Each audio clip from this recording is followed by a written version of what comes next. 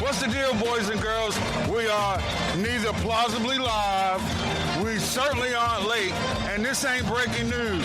It's opening day 2026, and the show is on the road at Orioles Park in Camden Yards.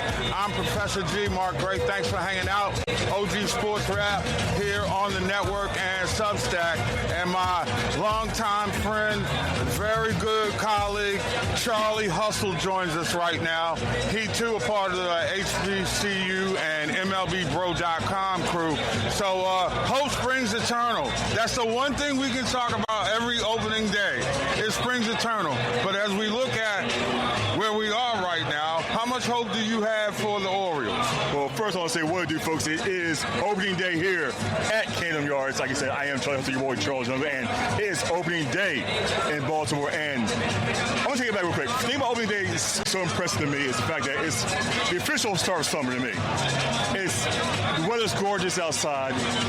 People are outside enjoying it. I had to take my obligatory hot dog to start the day off with, by the way. Yeah, you did. And, you know, a little relish, a little mustard, no ketchup. But it's a stadium hot dog, Chuck. Do you really know if what it was, you know? Because, I mean, you have a lovely wife. I would not want anything to happen to you at the ballpark. Well, I believe it was 100% all beef Franks. So, Frankfurt, as they say back in the day, before they turned to hot dog. But But get to the point about the Orioles here. A new season after this point in 2025, the producer here making postseason. Can the Orioles bounce back to be the team that everyone thought they would be last year, and that is a perennial postseason contender? My thought is right now, no. It's too early to tell. It is the first day of the season. However, there are a couple of guys on the team who are looking to have a bounce back year. Guys like Henderson, guys like Adley Rutschman. I'm excited to see Jeremiah Jackson, an MLB bro, playing second base. Here last year, set the world on fire for a few bats he had here. So hopefully they can rely on guys like those guys, and plus the pitching staff has to step up. Kyle Brash is back for a full season. You know, they trade for Shane Baz from Tampa Bay, who's had all the potential in the world to be a great pitcher. And Chris Bassett, who pitched in the World Series last year with the Toronto Blue Jays. A veteran arm who's is going to fill a spot they thought Charlie Morton would do last year, but who's a little bit younger than Charlie Morton at only 13 years old. Well, since we are here in Baltimore and they're opening up the season against the Minnesota Twins, we must open up the cans on the Twins. Postseason last year, they've got a World Baseball Classic contributor on that roster. Big Bucks. How do you think Byron Buxton as well as the Twins factor into the American League pennant race? Well, I believe Buxton's going to do what he do, but his key thing is his whole career has been staying on the field. He played 125 games last year for the first time. I can't tell you how many years, but it's been a while. And he put up amazing numbers when he's on the field. The key thing is his supporting cast around him, that pitching staff. We have a couple MLB bros on that rotation, and Taj Bradley, a former Tampa Bay Ray, who was a top prospect coming up. Simeon Woods Richardson, the longest name in MLB right now. Also had a cup of coffee in the big time last year. Showed some signs of greatness. Royce Lewis, third baseman, another guy who came up 2 years ago, set the world on fire, and then must be the Twins' atmosphere. He had to cut the entry bug as well, and he missed a lot of time last year. So can he bounce back as being the next great bat in that lineup? So key thing for me, the Twins, is their rotation, where they have Joe Ryan, who can be a top of their line, start anywhere in the world, and Buxton, Lewis staying on the field for most of the season, and potentially getting some other guys who are coming up in the area and possibly being the guys who they need to be for the Twins' future. And a very tough American League Central. You have the Twins, you have the Tigers, the White Sox are on the coming up, and you can never sleep on the Guardians in AL Central. You can't. Because one thing about it, they can rake. Yeah. And as long as you can hit the baseball, you got a chance to win games. Jose Ramirez in your lineup, you always have a shot to win a game. All right, let's circle the wagons, because you and I really didn't have a chance to converse during the World Baseball Classic. So you look at the game around the world, it's being spread, so many different teams, so many great new players bringing in a new flavor of the game. But if you had USA Baseball, and you look at the overall picture, first your coach didn't know that they hadn't qualified for the medal round, and they still had to go out and win a game. And then you're at home, and you can't beat Venezuela. Is this a setback for USA Baseball? baseball or what? I don't think it's a setback because they're still in the finals. It was maybe a time to rethink leadership in the management. And Mark DeRosa, who seems to be Joey Bag of Donuts. He's a TV guy. I mean, he had a successful MLB career, played a long time, probably knows more baseball than I will ever know. However, he is not management material. No. And also, people like they could beat Venezuela. Venezuela was stacked. But don't get us twisted. Venezuela team had Ronald Acuna. They had Luis Arias. A couple of batting champions, a couple of MVPs in that team. So don't act like they beat the sisters of the poor. Venezuela, it was the only two teams that had all native-born players. I think it's Venezuela, Japan, United States. However, Team USA World Baseball Classic 3 years from now, you might have to rethink your roster. The guys are getting up there. Harper's up there. Schwarber's up there. Well, there was Gunnar Henderson and the championship game. That's what we want to know here in Baltimore. Well, that is a question that has permeated the Baltimore media for sure around here. Trust me, if you listen up and down the Parkway, it was Big Dumper over the whole tournament. Well, that's another one that was difficult. So let me get your thoughts. It seems like Derek Jeter took a little bit of umbrage with some remarks from Aaron Judge. Aaron Judge probably had a WBC 0-4. You would like to forget. 0-4. Right? Three strikeouts. So what do you make of it? He says that the atmosphere and the energy was better than that of a World Series. Jeter shoots back and basically says he's crazy and you probably never played in the World Series, which Aaron Judge has. So what'd you make of that? Is that Derek becoming grumpy old Jeter, or is that just a naive Judge? Well, first of all, that sounds very much of like get off my lawn type of comments from Derek Jeter. He's like, back in my day, well, baseball's changed. It's an international game now. If you saw the crowds between the Dominican, Venezuela, Cuba, Puerto Rico, the crowd was hyped for this game. USA seemed very stoic, very matter of fact. It was. I want to put it this way. It seemed like it had a stick up somewhere and it couldn't get it out. That's what Team USA felt like to me. They weren't having fun. Or like I said, Venezuela, you can tell they enjoyed being out there. They enjoyed representing. And not to be too political, but it's kind of apropos that Venezuela beat us in our game after what happened. But we won't talk about that. That's a conversation for another day. Here's what you don't get right now, though. We're not worried about baseball anymore. Yeah. We're a hockey country. Yeah. It's about hockey. Yes. We won the women's. We won the men's gold. We won the Paralympic gold, men and women. Hey, this is no longer a baseball nation. It's a hockey nation, and don't you forget it. Yeah, we took your cup. Take back your geese, Canada. And you can have that Molson stuff too, if you ask me, man. Yeah. Boy, I'm a little bat guy personally for Canadian beer. I haven't gotten to that point yet. It's Mark Gray hanging out with my boy Charles O. Younger. We call him Charlie O, or Charlie Hustle for short. It's opening day for Sports Rap Network here on SportsStat. Hey, look, we are inviting you to download the mobile app, Sports Rap Network. Tell about 500,000 of your close personal friends, and then you can join the party, the frolic and merriment. We got a lot of big things planned for you coming up this summer, and you definitely want to be in the mix. But I'm not going to let this World Baseball Classic thing go, because you talk about 3 years from now, we could be in a moment where it's time to think about playing it during the All-Star Week. I've heard, and you probably have too over at the MLB Network, about the proposals that are saying that you could play it during the week off. I think that would be great for the game. You probably get a better tournament because guys are in game shape. Where you fall in the WBC, kind of replacing All-Star Week. I don't hate it, but I don't love it either. I kind of like the World Baseball Classic being during spring training because it makes March go by so much faster. I mean, spring training. But the guys are not in shape. We're not getting the best baseball. I mean, Paul Skeens looked pretty good to me against the Dominicans, so I'm not sure you say he wasn't in shape. I mean, you look at, like I said, once again, Gunnar Henderson should have been in the lineup more frequently. Well, however, because you all know about Lance Berkman. Berkman. Wrong Lance.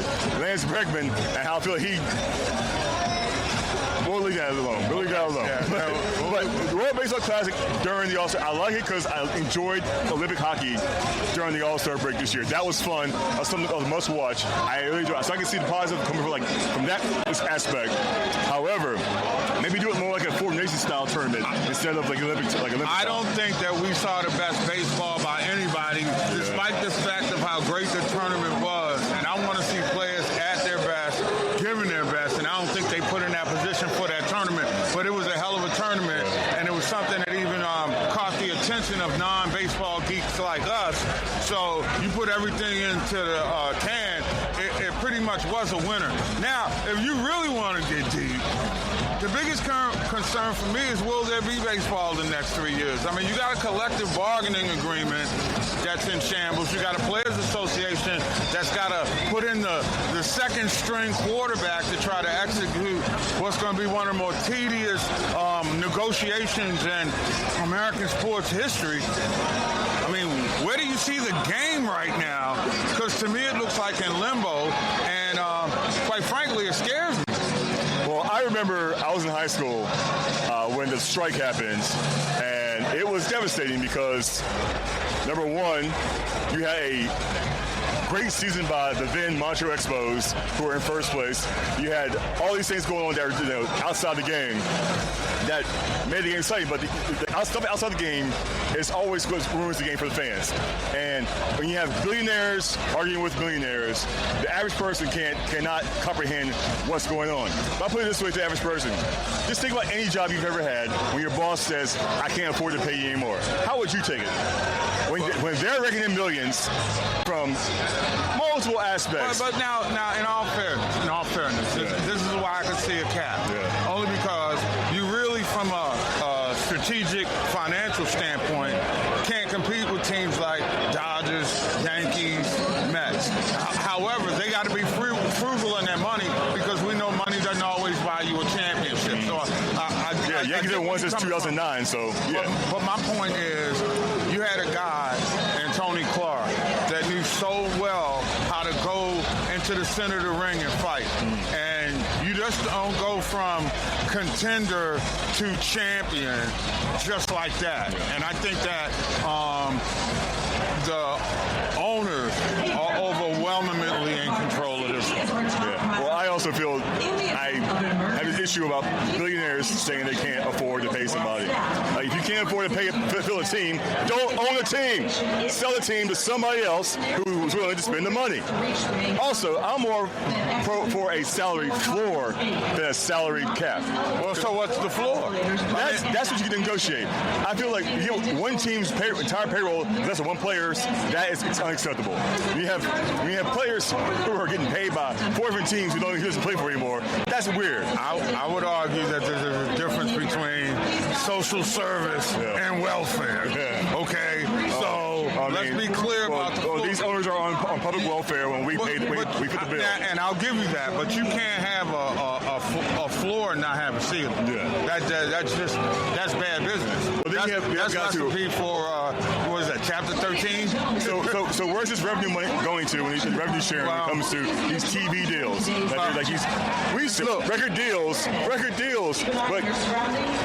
Record deals, but yet where's the money? The owners who get these the revenue sharing pocket the money and don't invest it in the team. Well, that's some owners. You can't say that's the case with the Dodgers and the Mets. No. The Mets just make bad investments. Yeah. So. And the Mets still haven't won since '86. The Mets are always Mets. And remember, it's not about how much money that you're spending. It's about the way you're spending the money.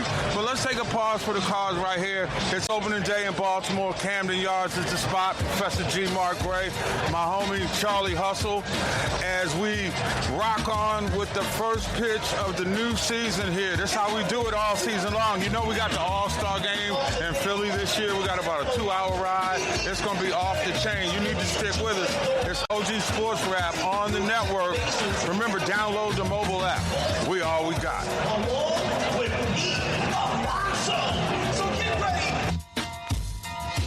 OG Sports Wrap. We are somewhat live. I'm kind of local, and we're late breaking here. Orioles and Minnesota Twins throwing out their respective first pitches here on opening day in Charm City. And let's get away from baseball for a hot second, Chuck. You know, you got the Sweet 16 jumping off tonight.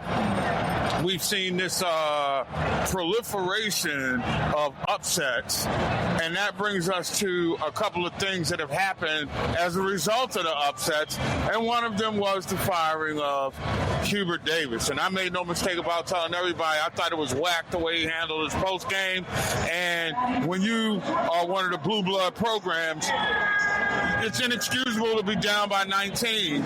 I mean, up by 19 and lose. So where do you think the Carolina program is going? Well, Carolina has a history of keeping everything in-house. Usually somebody who played there, coached there, et cetera, et cetera. So I don't know who they can go after because, I mean, college basketball's not like it used to be. You can't just be, hey, we're a blue blood, come work for us, and people will drop everything to come there, you know, because a lot of teams don't have, you know, if you're playing for, like, you know, North Carolina, Duke, teams don't have patience to wait 3 to 4 years to allow you to get your first 1 or 2 classes in. Plus, kids today, they don't have to, you know, get on TV by playing for the big blue bloods. They, you know, every game's on some form of ESPN through all the streaming services. So kids are going where the money is. So yeah, well, North Carolina's going to have to probably. But you will agree. You will agree that the blue blood programs have the bigger checks. Yes. I mean, let's be clear about that. Yes. There are layers to this, as Jay-Z would say. Yes. And Carolina not only has the checks, they have the tradition. A couple names are being floated, former Carolina players that I think should be given some consideration. Okay. Jerry Stackhouse has been a NBA assistant for more than a decade right now, and he played for Dean. If anybody that understands the game and the culture down there, I would think he should be at the top of the list. And then, you know, your favorite loudmouth gas bag from morning TV thinks that it should be Kenny Smith. I know Kenny's been real active with AAU and stuff like that. He understands the macro and the micro. Could you see Kenny Smith as a fit as head coach in Carolina? Well, if it comes to actual experience in the game of coaching, I think you got to go with Stackhouse because he's been putting in the work. He's been grinding since he retired to be, you say, 10 years as assistant in the NBA? Yeah, something like that. Yeah. I believe that's where you got to go because it's either you got to go with an unknown or a proven commodity. Well, I mean, you got guys, I mean, you know. And if you see with Team USA Baseball, bringing a media guy in to lead your team, is that the best option? Well, it depends on who that media guy is. Yeah. You know what I mean? I mean, and obviously Joey Bag of Donuts DeRosa was not the guy. No. I mean, you know, and again, there were some discipline issues that you heard come outside of that camp. I know one thing, just by virtue of the generation that we're in right now, and people may not have ever seen Kenny Smith play, but they see him in the TV studio with Shaq. They see him, you know, with Ernie Johnson. They've grown up watching Kenny Smith, so that Kenny Smith is like that cool uncle, right? He ain't pop-up trying to teach you the game. You play for your cool uncle. That would scare me if I was still an ACC fan, if Carolina makes that move. Well, you also got to think, the number one thing about coaching and any level of college sports is recruiting. Being able to go into mom and pop's living room saying, hey, give me your kid for the next 2 to 4 years, and then we'll see when, you know, he'll become out a better man, better player, and possibly make it in the NBA. Now, don't you think Kenny Smith got enough people that he knows that can write checks? Yeah. And that's where we are now. I think we, as Gen X, got to get off the romantic notion of how these kids are looking at this. It's business decisions. They've got agents. You know, they've got everything that a, you know, top draft pick, as we would know them from the past, because this is definitely a new world order.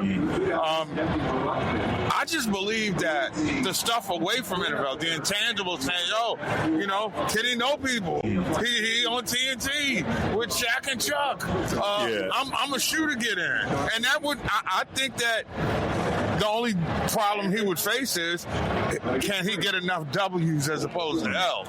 But I think it's a great thought. Well, I also feel like Stackhouse is a little younger, a little closer to the age. He's around my age, so you would think with a 40-year-old relate easier to a 20-year-old versus a 50, 60-year-old relating to a 20-year-old. That's the question too. And I get your point about who's going to write them checks. You still think Stack, is one of those, in those meetings with the alumni, and well, that is and true. He is a UNC great. Didn't Stack win a championship there too? Back in the 90s? I want to say so, but I don't want to, make it my final answer. Yeah, well, I will phone a friend about that. But, I mean, Stack, he's not on TV like Kenny is. But Kenny, man, is he ready for the hustle, the grind of coaching? That's not. Well, he's been doing it AAU-wise. AAU is a different level than big-time college basketball. ACC is basketball. It really? I mean, these days, it's a new world order of basketball. I mean, like I said, agents, representations, brokering deals, finding the next place for you to go if it doesn't work out here. So we're not dealing in the realm. You don't think Stack's dealing agents too in the pro level? Well, of course. I'm not knocking the move. I'm just saying in the shallow world of superficial personalities being driven by those that you see either on the squared box, the television, or on the handheld device. They influence people. And to be honest with you, I think Kenny Smith right now probably would have more influence than a Jerry Stackhouse because people don't critically think like yourself, Chuck. And they're not looking at the big picture, global picture. And, who knows? Kenny gets the job, puts Stackhouse at his number one guy. Kenny gets to be CEO. Stack gets the coach. They win it. Kenny retires and go back to television, and it's Stack's job. What about how the whole new they have GMs now in college? What about Kenny being the GM, bringing in Stack as a coach? Well, then that's a different animal. Or Kenny being the AD, right. Or he'd be like the guy who all right. Now, see, that works best for me because that way Kenny could be the GM at UNC, right? And also still be on NBA to save ESPN. To get insulted by Shaq and Chuck all the time. I'll tell you, you're knucklehead. That's he's crazy. The That's smartest terrible. one on the set. Again, that's not saying much. Ernie's still the smartest one on the set. Ernie is Ernie. Well, I don't know. Shaq's pretty smart. You seen that bank account? You seen some of his holdings? Yeah. Shaq pretty damn smart. No, Shaq's not. He's like, I put my name on it and you pay me, I will endorse it. Which, hey. My man Charlie Hustle, knocking a man for all his hustles. I cannot believe I'm not knocking it. Hey, if they offer me a contract and say, hey, endorse this, I will sign my name right on the dotted line. Give him my old John Hancock. Say, yes. It was the old line. Blank you, pay me. Yeah, well, blank you, yes. I know they keep a PG here. They keep a PG here. Hey, we chilling at Camden Yards here, opening day in Baltimore. Professor G. Mark Gray. And it looks like we have some security people running around here on a side note. Well, who are fully armed, if you will. Yeah, but those are not the ones we don't like. No. These are regular police. These are people who are representing the regular municipality. Yes. These are the ones sent from people who know how to de-escalate situations. And you got to know this de-escalate in Baltimore. No, you're right. Yeah. But anyway, it's kind of cool to see Governor Westmore here a little bit early on. Could opening day ceremonies be any longer? I think that's the question we have to have now. Because I'm big on reform. I'm thinking that we can always do things a better way. Yes. So at the end of the day, how can we reform? Opening day stuff? Because look, I know there's global warming. I know the ozone is falling apart, bro. But I actually got sunburned this afternoon. I was feeling the heat out there too. And it's not even like it's hot. It's not even 80 degrees out, but it just felt like it's 100. On the field, it felt like 100 degrees down there. Right. And I'm guessing which is longer, acceptance speech at the Oscars or opening day ceremonies? Ooh, wow. It really depends on the speaker at the Oscars. That's true. You know what I'm saying? Or maybe do like the Apollo, get the salmon out there and say, Yeah, at some point, yeah. Or you remember that skit on the Chappelle Show, wrap it up skit? Wrap it up, B. Wrap it up. It's gotta go. Man, it just went over and over. But it was nice. Yeah, it is also the fact it's once a year. It's going to happen once a year. if you can just stick it out that first day of the season, the rest of the season, it's game start. Just go about your business. There's no pomp and circumstance. It's all about let's get this game going because you got 161 more of these to go. Speaking of, all right, it's always easy to talk about the teams who we think are going to win. Yeah. But the real expert analysis is that finding that team who's going to be the first team eliminated from contention. That draggedy old team, that team is just going to be going through the motions. Rockies. Wow. Sorry, Spilly. Ryan Spielberg is one of my co-workers at Sirius XM who works for the Rockies.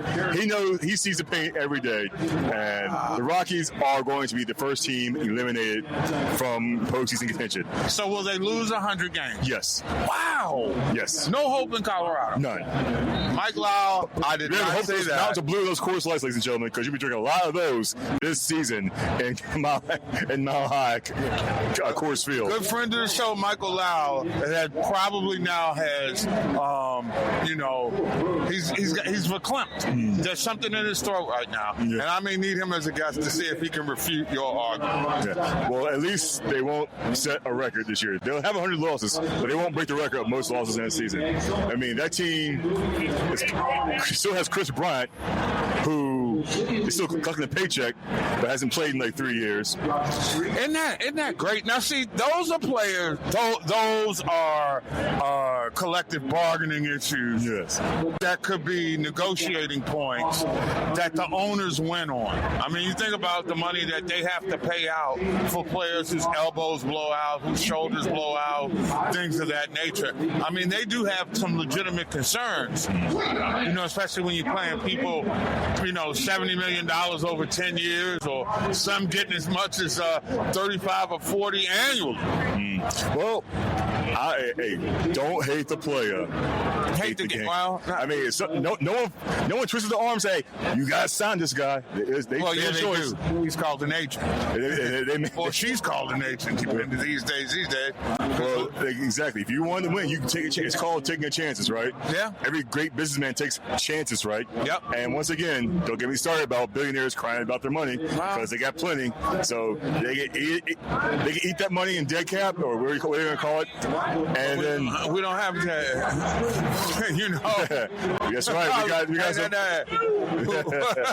We got some fans out here who've been taking too many daddy sodas today. Diet sodas. Daddy sodas. You know what I'm saying? Okay, I was going to say, whoa. Too many natty bows being drank tonight. Yeah, there's some natty bows that have been drunk here this afternoon for sure. It is OG Sports Rap on the network. It is your boy, Professor G. Mark Gray.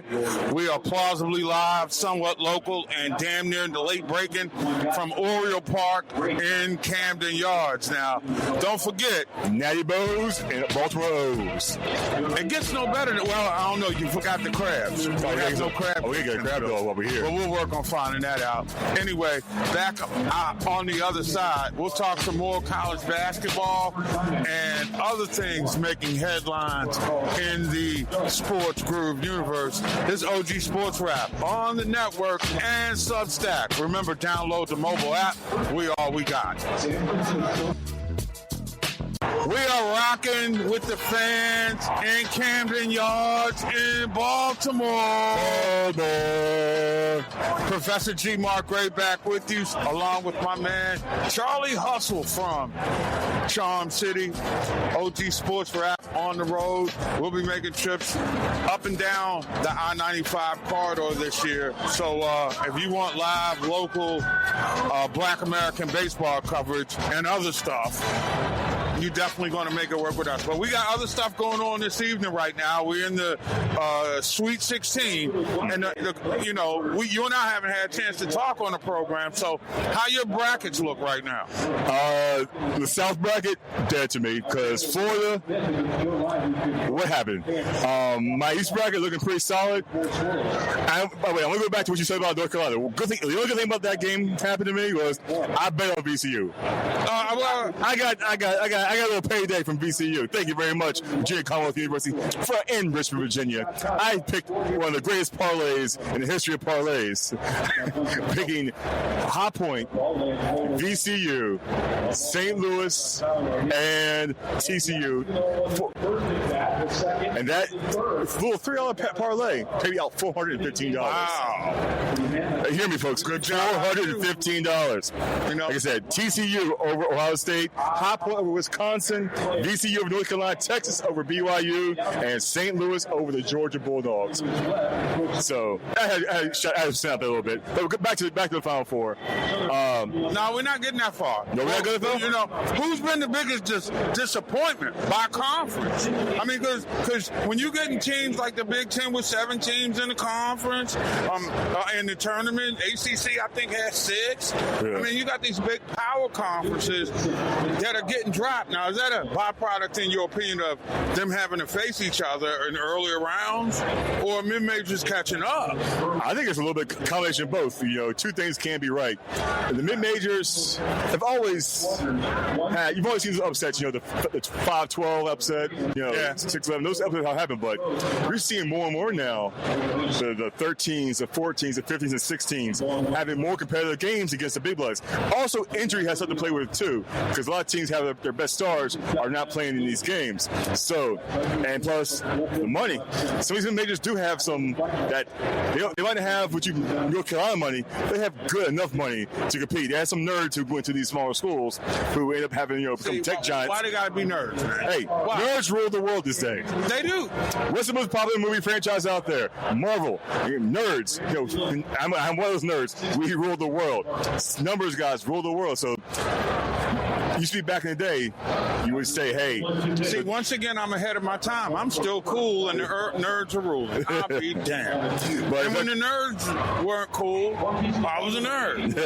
And that ain't right. It's all typical. But now nerds are athletes now, which is the funny part. But they're athletes in something other than golf, too.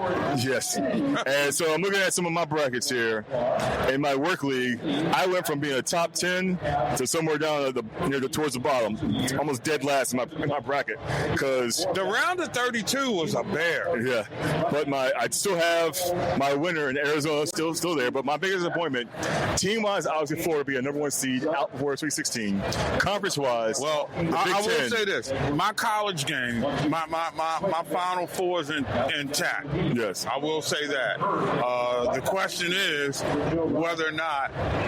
You know how you get into college conference matchups when teams are familiar with each other? I want to see UConn and St. John's one more time. All right, just to kind of sort of end the theory, but I kind of like the way that St. John's is playing a little bit more than I like the way that UConn is playing. But the variable is not that much if they should happen to meet. You think, what are the prospects of that? Because St. John's got to get past Duke. And Duke has been looking like very vulnerable. And they also have played in that building already this year against Michigan. Yeah, that is the matchup at 7:10 today, Duke versus St. John's. That's going to be an interesting matchup because you have a OG coach, Rick Pitino, and what was this? Is this 15 might be taking the Final Four? Don. Hey, how you doing? Hey, how do you? Once again, if you get caught doing some shady stuff, it's okay if you got the right name, you got the right name in the business. But I digress. So name the professor that's giving you trouble. Yeah, I got you. We'll fix I got that. you. Now go shoot your free throws. And we got hey, yo there, Doc. Let's talk over there. And Michigan State versus UConn, another. We have tomorrow night, another interesting matchup of two teams who've been there, done that across the board. Who do you think has the better edge coach in that game? I mean, you got the legacy of Izzo, who's my guy, who's Hall of Fame, Holy Grail, the whole bit. But some of his concepts to me look like they steal a little from, the 90s, days of Mateen Cleave. Yes. When they last won a natty. You know what I'm saying? You got, UConn, who's two in a row? Well, they did. Yeah, they did. And so here we go. Yeah, and you can't knock the fact that they've been there, done that recently. You know, it's not the same. Obviously, college basketball, the turnover is a lot more frequent, so you're not going to have the same team. But I like UConn on that one because I have them going to the Final Four in my bracket. So just because of the fact that the coach has won several times, recent history. So, I have UConn. I think it's UConn and Arizona in mine. I'll pull it up a little later. And then it's up to Michigan, I believe, to hold it down for the Big Ten because that's all we got left. Then Michigan State. That's all we got left. Yeah. Because ACC, Big East, ACC. We got Nebraska. No, Nebraska's out of it. Excuse me. We got Houston coming out as well. So who knows, man? It's going to be interesting, very interesting Final Four going on tonight. And I am, once we get to the ballpark, I'm going to pop my butt down somewhere and start watching some basketball. Have a few cold ones? Yeah, a few frescas. Back on the fresca, are you? Oh, I love the frescas, man. Fresca, that grapefruit citrus. Woo. You know, the best thing about fresca is when your tummy's upset. You know what I mean? You got your tummy needs to settle down. That's probably about where I get off the boat on fresca. I didn't even know they made fresca still. I mean, you're showing signs of your age. Are you willing to embrace the OG of you? You do. I'm a man. I felt old since I was born. You know. You felt old since you were born. I'm always like, hey. Back in I feel like Derek Jeter telling people, you know, you never won a championship. Get off my lawn. Wow. Just the level of inherent shade. I don't even know who you are anymore. Man, goodness. Jeez, Merry Christmas. NFL draft coming up.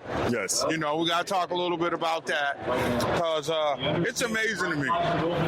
The worst thing that happened to the NFL had to be giving ESPN a year to build up their coverage. Yeah. If I see one more damn story about a guy who scored a touchdown in the freaking Super Bowl, and when you get right down to it, the dude won the MVP, you know, guys, what do you make of this? I mean, it's just overindulgent. ESPN is not where I go for sports news anymore. Thank goodness, because you like me, you downloaded the Romper Room app? Yeah, I do. I go everywhere else besides ESPN. I go shout out to my boys at The Athletic, Bleacher Report.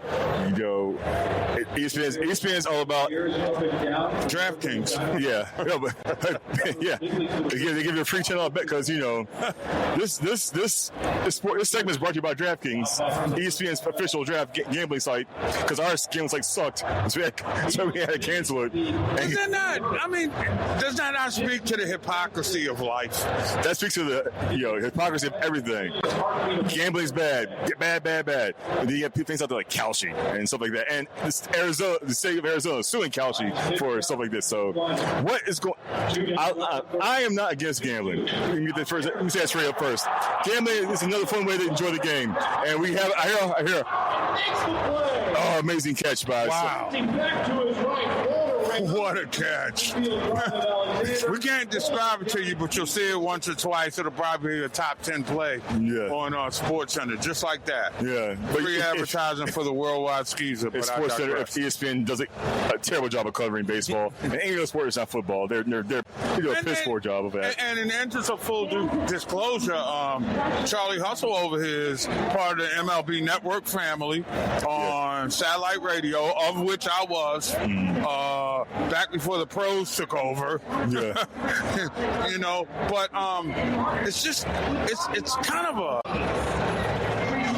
I don't know where we are with the game right now, Chuck. And I think, I don't want to be the bad tidings, but we've got all this positive energy, all this momentum going on, and here comes work stoppage. I put that into context, and it's at the top of my point in consciousness. You know what other organization is facing a work stoppage? The NFL officials. Really? Yes. Now, I feel bad for them. Because if the NFL were to truly go rogue, it'd be like, we don't need you. We can either A, get college guys who are looking to moonlight, or B, we can go straight robotics. Put drones all over the place and let drones make the call. Didn't the NFL have scab umpires and referees a few years back? Yeah, and your point? Because they would hire them. Yeah. Those dudes, because they're looking for ways to save money, if you ask me. Well, I mean, once again, billionaires trying to nickel and dime everybody else, but their pocket's getting bigger. Like, here's an idea, Jerry Jones. That's capitalism. Take one less dollar out in your bonuses and pay your employees. Wow. Stop getting taxpayer-funded stadiums. You can't say that Jerry Jones ain't paying his players. Hell, he still got some on payroll after they retired. Yeah, because, I'm not going to say what I want to say on that one. How you doing, sir? What do for you, sir? Wow. You got a paycheck for it, sir? Y'all saw Django Unchained? You know what I'm talking about. See, indeed. Yeah, that's right. Shots fired. Wait. Oh, he dropped the ball. Wow. This is the most beautiful area to just kick back. Now, I'm not going to say it's prettier than San Francisco. No. But Harbor, Baltimore, when the weather's out, nice like this, it's in the 70s right now, I believe. It's cooling down. It's cooling down a little bit, like the clouds are coming over, a little breeze coming through. Yeah. There might be a rainstorm coming up, but it's coming after the game, which is going to be great. Well, yeah, but nothing like, but the fact that down 295 in the rain, you can nearing rush hour. That's what we live for here, boys and girls. It's opening day here in Baltimore. Really. You feel like when game's over, you're going to take a little stroll down. Harbor Place. Harbor Place. You can Fells Point's not that far of a walk either. Great district. One of the underrated districts in terms of around the country. Like, like you got the Gaslight District or whatever in San Antonio. And I forgot, in, what was that, San Diego? And Ybor City, Tampa. Yeah, that's what I was thinking of. Ybor City, right? Yeah. And then, of course, the staple South Beach, Venice Beach, stuff like that. Baltimore's answer to that is Fells Point. Yeah. Without the commercialism. Fells Point still has a feel of being Baltimore, being right, a regular American city. Yeah, and Harbor's got too commercialized now. It's it's a lot of empty spots here, but that's on. Yeah, but it's like the people haven't really embraced that.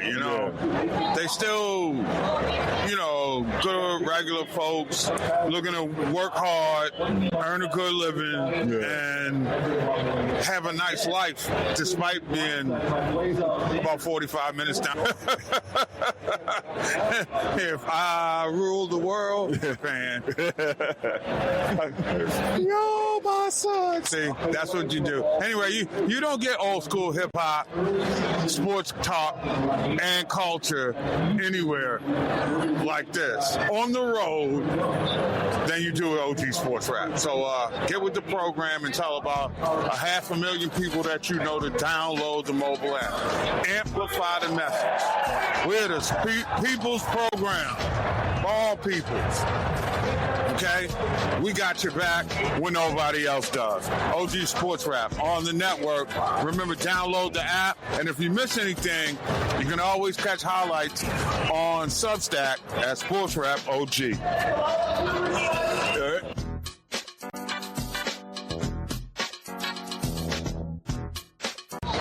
We continue from Camden Yards in Baltimore. Orioles Park is the house. It is the Orioles and the Minnesota Twins opening up for each other here in Charm City. And Baseball opened up last night, and you heard me at the beginning of the show last night talk about how I'm just not that dude that's feeling baseball on Netflix. And it has nothing to do with the production value. It has nothing to do with the credibility of the team. It's just that when I think Netflix, I think date night and chill, drinks, soft light, fireplace, and then woohoo! I don't feel that way about baseball.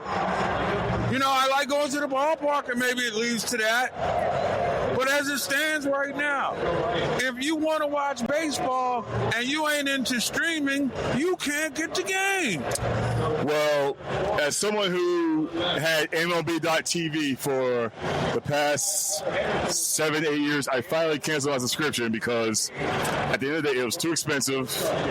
I didn't use it enough. And the fact that the team I wanted to watch, sometimes a lot of their games were taken off the service. You had to have that service. You had to have Apple TV for a certain game. You had to have YouTube TV for a certain game. You had to have Amazon for a certain game. And as a bartender as well, a lot of these games being outsourced to streaming has hurt our bottom line too when it comes to people coming to the bar and watch the game. I remember something simple as just like, hey, I got off work, I got some time to kill. I'm going to go down to the local spot, have a beer, have a sandwich, watch a little bit of the game, and go home and call it a day. You can't do that now because if the game you want to watch is not available on the package, they have to have Prime TV. You have to have, like, say, Apple TV. You have to have YouTube TV. It happened a lot in football this year since they started having baseball. How many subscriptions do I need to watch the games I want to watch? How many times? And two, the simplicity of cable was just, the game's on this channel. Right. Boom. Now you have to log out of an app, log into an app. Hopefully your Wi-Fi is strong enough. Hopefully you're not buffering. Hopefully there's not, a outage. And then there's my personal favorite, the godforsaken update. Yes, your app's updating when you're trying to watch something. And nothing worse than a pitcher getting, remember back in the days of Trevor Hoffman, they played Hell Bells, and then your Wi-Fi starts buffering. Yes. We can't figure out how to get rid of the buffer, but we can figure out how to increase the cost of streaming. And most of the time, with all the clutter in the air these days, you're streaming out. Yeah, I remember striking out. I remember the era of Netflix being $9.99. 10 years later, it's $27 if you want the premium package. I'm one of the sports. I don't want commercials, even though I still get commercials. But the whole regional sports networks, that whole mess going on with was it the FanDuel network that had the St. Louis Cardinals? They had issues. Yeah. They had issues getting their money. Sometimes you're out over your skis in this in MLB. So where do you fall then on teams themselves charging streaming prices? You know what I'm saying? Well, if your team stinks, you're not going to make any money. Which brings me, and I want you to collaborate this. This is going to be a movement, and it's going to be bigger than anything. Yeah. All right? We're going to have to come to a fans' collective bargaining agreement with these damn organizations, be it the streaming services, be it the leagues themselves. Because if you're going to charge, and they're doing it in Baltimore, in the Masson package, yes. You pay a little bit extra, another $19, $20 a month, you get all streaming out-of-market games. Yeah. Well, damn, wasn't I getting that on cable? Yeah. If I had Masson, I could watch every O's game, or used to be able to watch every Nats game, no matter where they're playing. Right. Or at MLB TV, I used to watch every Braves game as a Braves fan, right. Full disclosure, unless they play in the Nationals or the Orioles. Now I just watch it on Masson. Right. Because it's no big deal.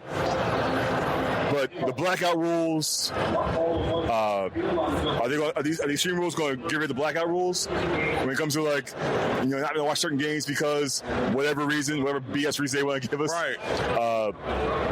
And I was looking at on the other side. I was looking at all my bills the other day. I was doing a little reason why I canceled MLB TV, just recalculating how much I spend on streaming: Netflix, Prime Video, Apple TV, Paramount. Luckily, I don't have to pay for Disney Plus because I get that in my phone bill. But if I didn't, that'd be another $30. That's like more than cable. Right. If you do the math, and if you need the internet, I pay for premium 2 gig home Wi-Fi from Verizon Fios. By the way, Verizon Fios, you're ripping me off right now. Too much buffering in my house for how much money I pay. But if you add that together, Everything is buffering. I like that. The $100 a month in internet, the $100+ a month in streaming service, plus if you have cable because you're OG, you get you're probably dropping like $400 a month just for entertainment, and that's like no. It's going to get to the point now where they're getting too big for the britches. They're getting too big. They're thinking like, everyone loves baseball, everyone loves football, everyone loves insert sport here. They're going to pay for it, and most people are like, you know what? I'm not saying you should do it. But I've heard people talk about VPNs and all these other things where you can get out of markets. You can stream from stuff out of the country, which people are doing. I'm not saying it's right, and I'm not saying I would do it, but I understand. I understand. I know the kid's right. I'm not saying he did it, but I understand. That's it. But I see all these ads on social media about these stream boxes that they're perfectly legal because you can get all your movies, all your games, all your live TV, all your for free. One-time payment for the box. That's all you're doing. So people might be doing that more often versus paying the $100+ a month and all your streaming service just to watch your team play every game of the season. And that is, I'm going to say, it's going to basically bite all sports leagues in the butt when it comes to thinking that they think everybody wants their product that badly that they're not willing to subvert some of the rules in order to consume what they want. But if you're in one of those towns who, not to be picking on Cleveland, but Cleveland always seems to be losing. There ain't no way in the hell I'm going to spend extra money with the cable TV dude. You know what I mean? I'm not going to spend any extra money with that. No. If my team sucks. And then if your team sucks, and you made the investment, that's the 300 years, right? So then, say they go 60-1, 102. Cleveland Indians? Guardians? Anybody. Guardians. By the way, Guardians. I meant to say Guardians, not Indians. Excuse me. The Guardians. They won't go $100 because that team is still going. No. I'm just saying, but there are some teams around that could do it, like the A's. The Las Vegas A's. I said it correctly this time. They are. I finally said it correctly. They need to fix that. I like the A's. And Vegas is not a baseball city. It's a transit city. Out. Very few people who live in Vegas are from Vegas. There's no very few people from Florida live in Florida now. It's more New York. We're here for the tax breaks. It's just like it's like people from the Midwest moving to Texas. Well, let's say if you look at, for example, the O's here, Madison was, like you said, $20 a month, something like that. I know, for example, the Caps have Monumental Network, which is like $200 a year. You get all the Caps stuff. You get Caps, Wizards, Go-Go, Mystics. That's 4 or 5 teams you're getting it for $200 a year. That makes sense because you're paying what, 200 divided by 12. I'm not a math major, kids. What was that, like less than $10 a month? That makes sense. But $20 a month for one team, one feed. Are you getting minor league games too? Are you getting the Chesapeake Boat Sox? Are you going to get the Aberdeen? At least on Monumental, you do get HBCU games that satisfy that niche group that I'm a part of. Like I said, what all is included in my $20 a month besides O's games? Because if I'm an O's fan, and I'm subscribing, and if I don't pay for the full season up front, which is what you usually get your deal, pay up a whole season up front, and you get around August, and your team stinks, are you going to cancel your subscription? Are you going to lose millions and the millions of dollars of people just canceling their subscription because their team is out of it? Like, what? I don't see the end game being somewhere. I don't see the corporations ending the game. Yeah. You know what I'm saying? saying? Yeah. So they got us between a rock and a hard place. But that's why. Because now, let me ask you this. As we continue to fix the problems for fans in the sports world on this program with each and every show, Professor G. Mark Gray and my good friend Charlie Hustle here, as we try to come to a fair and balanced mandate. Ooh, that's that term, fair and balanced. No, not fair. That where that comes from. Yeah, what about mandate? You're for that one? Yeah. Can we separate them too? Like, yes, we can separate. Like we separate church and state. Or yes. At least we used to. Yeah. Not that we want to be cynical old geezers. But being a geezer and seeing what's going on these days, it's hard not to be a damn sinner. I mean, they make it easy for you these days. Yeah, they do. But what is the solution? My thing is this. If you buy season tickets henceforth from Freeman, and they're going to continue to escalate because salaries are going to escalate. And you know something? If organizations, to me, aren't smart enough to shop for the right groceries and the groceries are stale, that ain't the consumer's fault. No. You know damn well if you was going to name your favorite restaurant and there being a epidemic of bubonic plague or salmonella. That's what restaurant. Scabies E. coli or salmonella. That's what you. You know what I'm saying?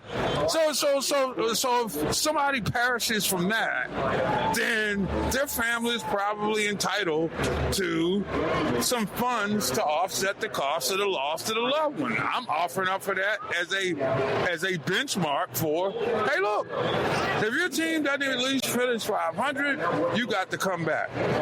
Like, same thing with the one thing about the NFL, they got the league money, but if you're a streaming service, it's kind of like, to me, this misguided notion of you can't be MVP in the NBA unless you play 65 games.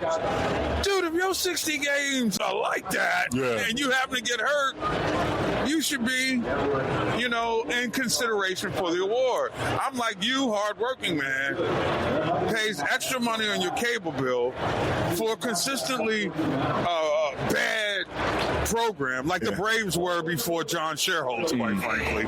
Well, I would put it this way. You've heard this term recently, dynamic pricing.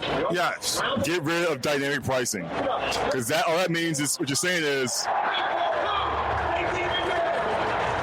so something happened there in the field. We're about to bring it to you. But dynamic pricing is where, say, the Yankees come to town, the Dodgers come to town. They change your prices of the tickets. It's like, if I make plans to come see a game live, it's like, the Dodgers, I can see Ohtani play, I can see Mookie play, but the ticket price goes from being $25 to $50 for the same seats. I'm not going to go. But then I have to pay $20 for the seat to watch a game at home. I'm not going to do anything. I'm just going to listen to the radio because I have a subscription. All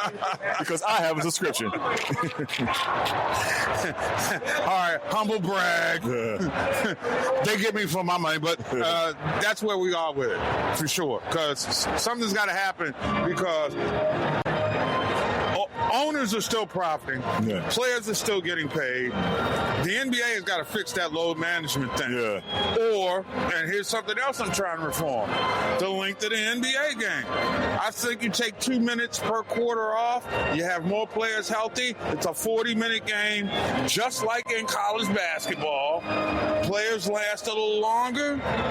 You keep the same number of games, and you get more TV revenue inventory so that you can make more money off your contract with the leagues. Yeah, because people talk about player base, but a lot of people forget the fact that playoffs are longer now. Right. And for example, LeBron, the fact that he's still able to play at this level, at this long career, who's been, how many finals he's been to? What, 11 finals? Something like that. And that's a lot of wear and tear. So I understand losing management there, because you're paying, you're probably playing not just 82 games, but another 20 plus games on top of that. So you're playing 100 games for 20 years. If he wants to take a game off here and there, no big deal. I mean, but in baseball, 162 games. They're throwing balls. Well, we got close up shop from Baltimore right now. We'll recap this thing in just a little bit. Yes. Thanks for hanging out with me at the ballpark, my friend. No problem. Anytime. That's my guy, Charlie Hustle. We'll be hustling around Major League Baseball parks up and down the I-95 corridor. So leave the light on for us. Who's this, Motel 6? Motel 8? Well, you know, hard to get a motel these days if you're a brother. It's OG Sports Rap on the network. Download the mobile app. We all we got. Welcome back to Camden Yards in Baltimore, boys and girls. It is your boy, Professor G. Mark Gray. And no, I'm not auditioning for the role in the next Barry White movie because this is the best I can give you, but I am in a working press box doing broadcast work around my colleagues right now who are writing stories after the Orioles win 2-1 here in Baltimore. Trevor Rogers now 1-0 on the season for the Orioles after a just wonderful day. I mean, let's be real for a second. The weather even cooperated so well that yours truly actually got sunburned on the neck. And for those of you who don't believe that global warming is a thing, this is a brother that's got a burning neck right now, having spent the 26th day of March in Baltimore. I don't know about you, but that sounds like global warming to me. Anyway, just a good old day at the ballpark. Nothing going on tomorrow, but we do have a number of other games that have been played or are playing right now. So I want to take a look. Now look, hope springs eternal for everybody on the first day of baseball season and opening day 2026, which a lot of people are calling today. But remember, it started yesterday. And I will say this. You can say what you want, and I'm not the biggest streaming guy, but when Netflix is getting streaming numbers for the first game of a Major League Baseball season that are nearing Super Bowl level numbers, you got to say the streaming thing is working. Now, again, me and Charlie Hustle aren't the biggest, fans of the way that we think that fans are being, screwed around by these streaming services, but apparently, as Man Ram said last night, it's a streaming world. You got to get into it, and that's what we're trying to do. So we are here. Orioles are winner. Not a bad day as baseball season gets underway here in Charm City on a magnificent day. It was high 70s. I thought it hit about 80, but it was definitely a scorcher here in Charm City. So, again, I can't look at one day and say that Pete Alonso and Trevor Rogers did a seismic job at shifting the paradigm of failure that has been the case over the last couple of seasons in Baltimore. But I will say that the Orioles do seem like they're playing with a lot of energy. And I think, the loss notwithstanding, there are a lot of good things you could take from this game if you're a fan of the Minnesota Twins. Byron Buxton didn't look like he was less the worse for wear from having participated with Team USA. And I will say something like this, then we can say this on this program. The Minnesota Twins have to become one of Black America's favorite baseball teams simply because you got like 5 brothers on the team. They are light years ahead of everybody else amongst their contemporaries right now. We're talking about Black American players. We're not talking about players of color. Okay?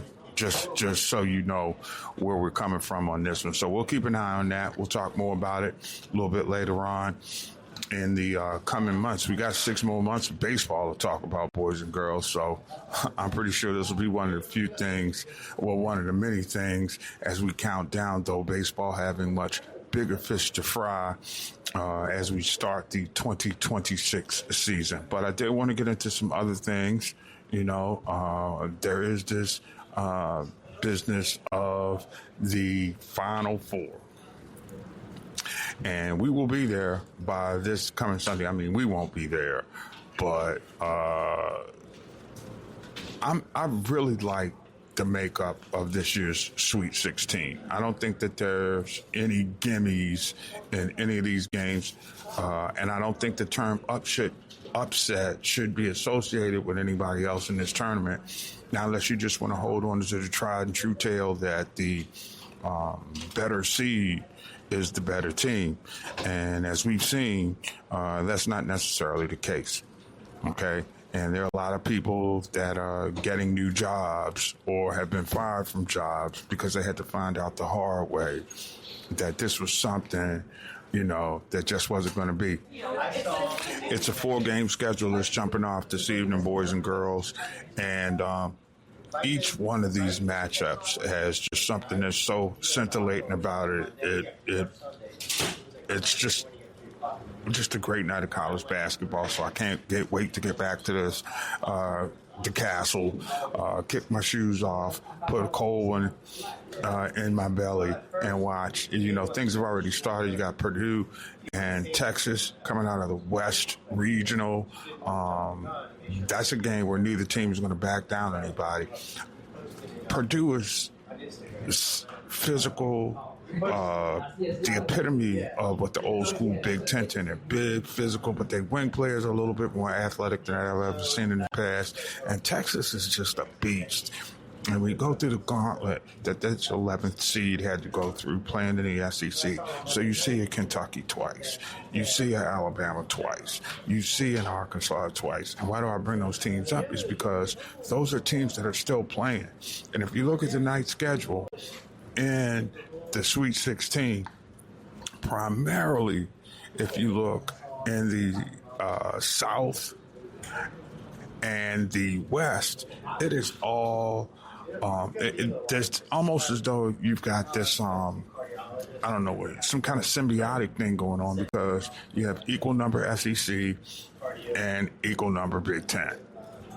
So it would stand to reason that here we are as we enter the first day of the second week of the NCAA tournament, that it would be safe to say depth-wise, because to me, this is what shows you the depth of the conference. I mean, it can be a fluky thing where you have 3 out of 4 teams in the Final Four. You may get 4 for 4 then, but the real depth of your conference excellence comes in how you play in the first 2 rounds and where you start the second weekend. And heavyweights, nobody, believe it or not, in the South, well, you do have one number seed, the number 1 West seed, Arizona, does get Arkansas. And a newsflash, I do have Arkansas winning that game tonight, though I am pulling for Kelvin Sampson. But I do think Arkansas is going to win the game tonight. I know Arizona has pushed Houston, but I do like Houston over Illinois in a really good 2-3 matchup. This is a tough night to bet. And if you get to messing around, the over-under guy will get you, or the money line will get you. So this may, if I were in your shoes, prove to be one of those weekends where you, or at least tonight, you might want to think twice. Now, I know I'm not going to endear myself to the likes of DraftKings and stuff like that, but this may be the night to sit it out. This is some dangerous stuff. But if you got the money and you got the games of chance, I think, to me, this is an evening where I'm going to roll with Texas over Purdue, despite the fact that Texas is the lower seed and Purdue is playing well. There's something about Texas, and I think the pedigree of their conference and their athleticism prepares them to knock off Purdue. Not going to be easy. That's the big one to fall. So if you ask me, it's going to be Purdue and Arkansas in that West Regional final.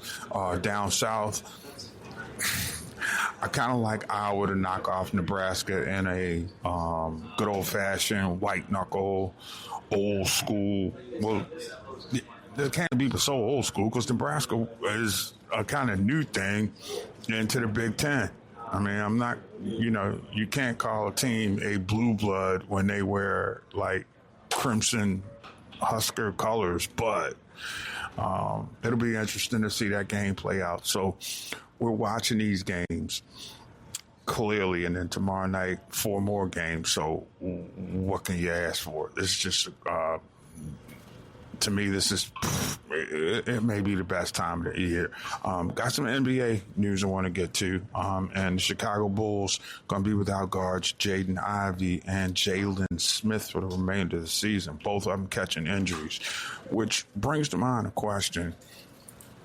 And, well, we'll keep it going about the number of games or the amount of minutes that players are having to log these days. And how do you justify whacking those who can't play 16 games?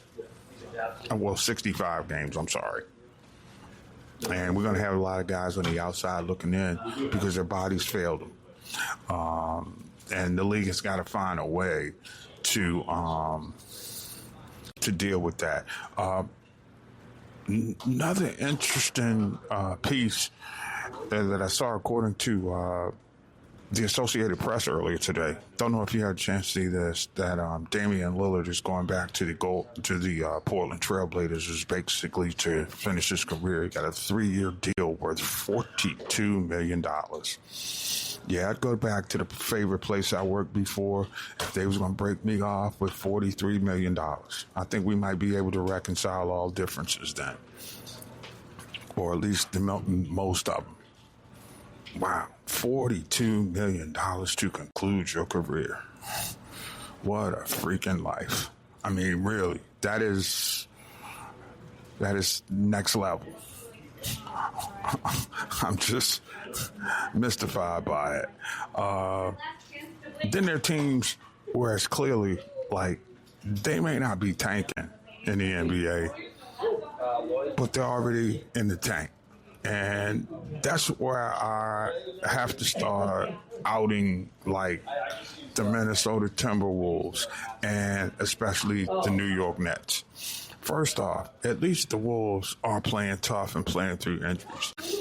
The Nets are just a pathetic disgrace. They've lost their 9th straight game, and it's not like they were playing the best of the Golden State Warriors last night. I hate to be this way, but it just looks like the Nets have quit. I don't see anything in them that shows me that they're being professional about playing hard and contending to finish the whole season. And in a league that is defined by overpaid brats and a collective bargaining agreement that is so favorable, has allowed a lot of the players, quite frankly, to become soft. And that's the problem. I mean, again, we talk about it. You want fans to spend money on your jerseys. You want fans to buy the products that you endorse. You want all these things as players. And then you want me to understand you, and you quit on me as a fan. So where's the congressional legislation to ensure that fans get the most bang for their buck as opposed to trying to keep players from making big bucks? See, this is I mean, the philosophical nonsense of this whole rationale is not only perplexing anymore, it's stupid that we as a fan base are expected to believe the okie doke. And I think we got some okie and some doking that's going on here. But it's only a matter of time before it washes out. You feel me? It's almost like you're at the end of the line, but oh yeah, and can we please give Luka Doncic his props for another 43-point performance against the Brooklyn Nets? 43.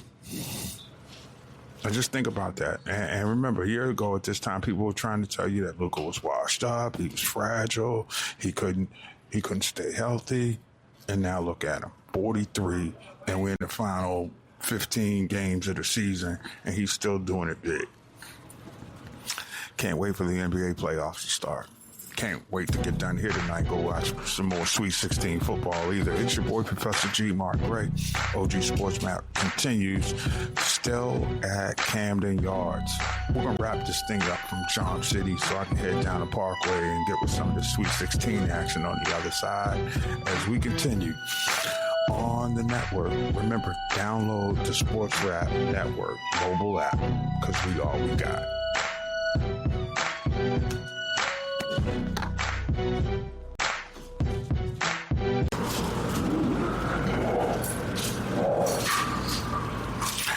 Boy, I tell you, football certainly knows how to dominate the conversation. It's one thing to have to be, just inundated with day-to-day who's going up in the draft, who's coming down in the draft, who's moving, whose stock's rising, whose stock's falling, all that nonsense, right?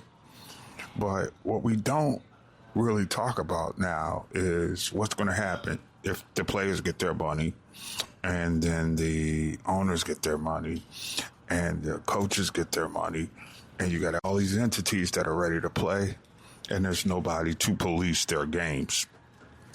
That is where we could become September boys and girls while everybody is worrying about free agency and what figures to be ESPN's first foray into the Super Bowl. And let's be real for a second. Who wants to see every damn day some dude who scored a touchdown and wasn't the MVP? I mean, damn, if you was going to take 100 players and try to do something with it, shouldn't they have all been MVP or one? I mean, heck, you got people that score a touchdown on losing teams. It just makes no damn sense. But there's a big-time referees labor dispute jumping off between the NFL Referees Association, who are now accusing the league of walking out on collective bargaining negotiations this week. Mind you, the current collective bargaining agreement between the the Referees Association and the league ends May 31st. Why is that important? Because you have a lot of teams in regional areas in the same states, close proximities to one another, who want to scrimmage. And when you scrimmage A against an opposite team, B, you scrimmage because you want to at least create the sense that you're facing live action, right? And you have to have somebody or bodies around to be there to make sure you're staying within the rules so that you're not practicing or preparing improperly, right? Well, the NFL wants to play hardball with the officials. And we've been talking about this. Where do you get competent NFL officials to open the season? See, this is the Pandora's box that I knew was going to happen someday, some way, sometime. You've got a league that's embracing gambling.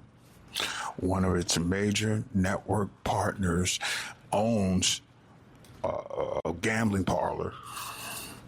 And now you don't have officials under contract to call games. Now, the story is that the NFL is trying to say that based upon their rules, these convoluted, regimented, asinine, archaic, stupid-ass rules, and that's what they are, okay? And then you go to replay. So you stop in games, you go into replay, you're having all this money back, and you won't take care of the officials.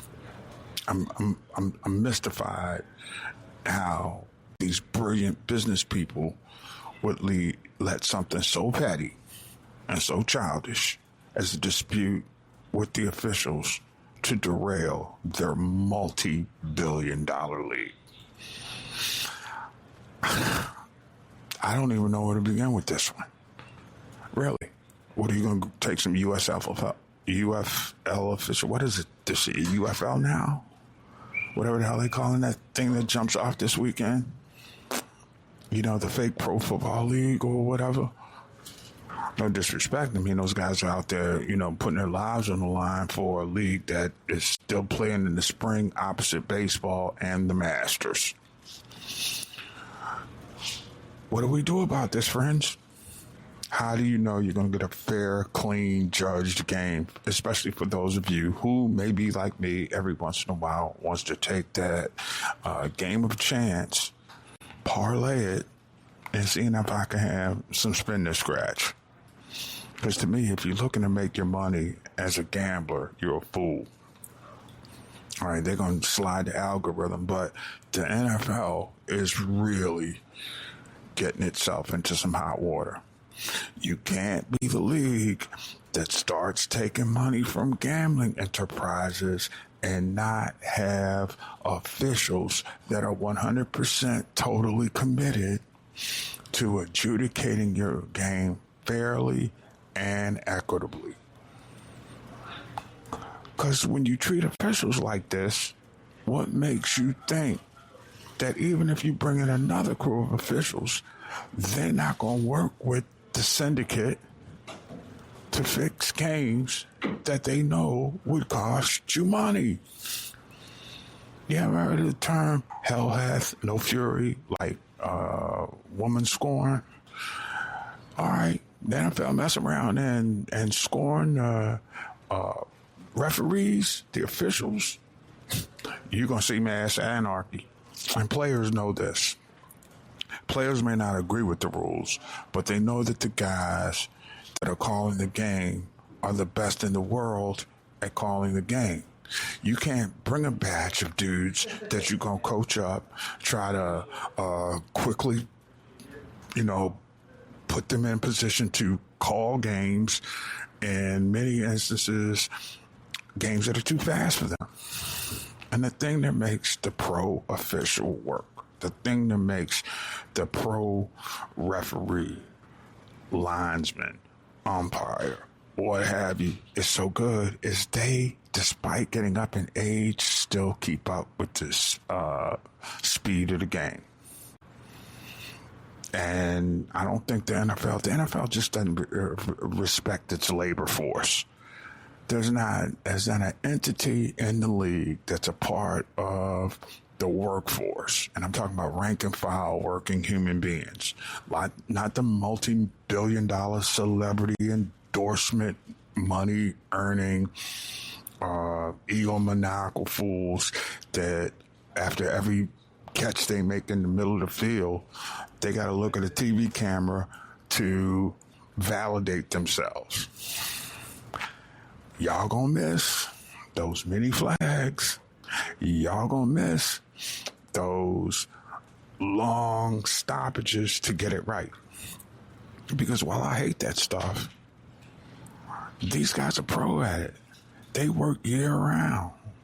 And they work out year round, I should say,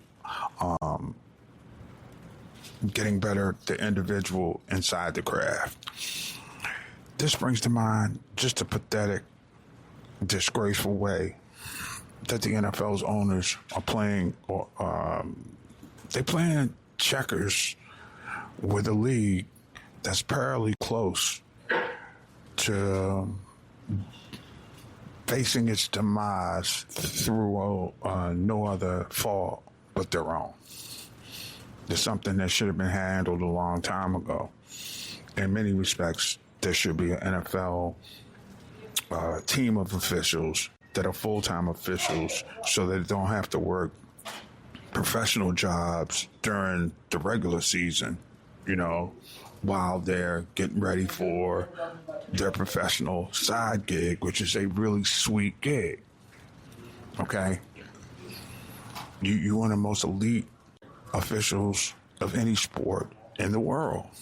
And how league's ownership doesn't find that to be an important line item in the budget as it relates to the future of the game is so bass-ackwards. You just have to wonder right now if the league is not truly trying to make it a point to break the officials' union so that they can bring some more stiffs from college who aren't ready to different levels of speed in the game. You don't just patch and plug when these guys are noted as the best in the world. Period. I've had my beef with them. But I think my problem with the beat is more with the competition committee than it is with the league itself. I mean, when you consider this, the competition committee comes over all these rules, and then they advocate for other rules, or they change rules. And these guys have to be on point with that after every, say, winter meeting, team meeting, right? When the league has their meetings and their conventions. These guys have to be ready. They have to be there and, on point to perform. All right? Now, why wouldn't you want the best officials in the world to have, during the course of their careers, a job and a livelihood that will require them only to focus on said job and livelihood so that they could be the best they could be? Just think about it. Now, I'm pretty sure that the owners are thinking, well, what do we need officials for? Can we get some kind of AI calls? I'm telling you, I have been in big business conversations with people who have massive sums of money, and they will look at things through the most myopic of mindsets, and it ultimately comes back to bite them in the ass. And I'm thinking this is what's going to come back to bite the NFL in its ass, because one or two things are going to happen. A, you're going to get a bunch of scrub officials who are going to be overpaid and arrogant. They aren't going to be fast enough to see the game and make the calls when they need to call, right?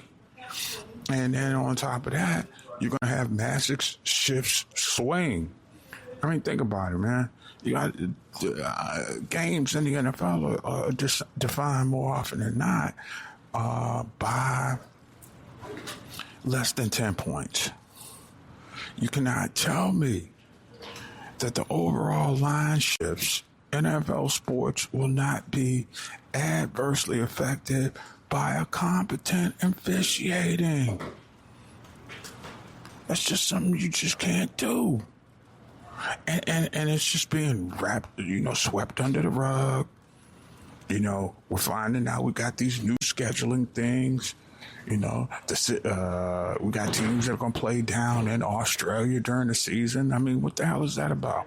We're so busy trying to import a sport that we're forgetting about the nuances that make the sport work. And one of the nuances, as much as I hate them, as much as I think they don't officiate to the game anymore, they're officiating to the Cyclops or Big Brother, the electronic officiating devices, however you want to look at it, that you can't have good officiating in any sport without the human element. And you can't have a sport that your fan base believes in that's being, officiated by folks who are dingbats, screwballs, misfits.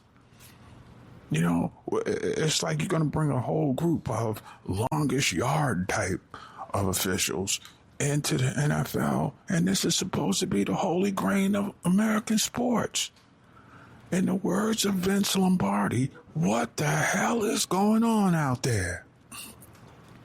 And I wish I could break you off, but since I'm inside these press box at Orioles Park at Camden Yards, I will do my best to maintain some sense of composure, especially when you're considering that the league is not composed itself right now to really face a massive public relations nightmare, blows to its competency as a league, and most important, you're going to have so many people stop gambling because they don't feel that the games are going to be officiated properly, and many of them are still the same people who today believes that officials are fixing games. Point shaving.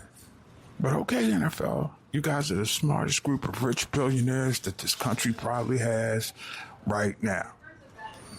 And it just makes you wonder, did you earn it or did you steal it? Because what I'm looking at with the way that the officials are being traded by the NFL is just not right. That's going to do it for your boy, Professor G, from Camden Yards in Baltimore, where the Orioles are a victor today to open up the 2026 Major League Baseball campaign. Thanks to my boy, Charlie Hustle, for joining me on the program. Most of all, thank you for hanging with me. This has been OG Sports Rap on the network. Remember, download the mobile app because we all we got. And the shop is closed. See you in 22 hours. Holla back.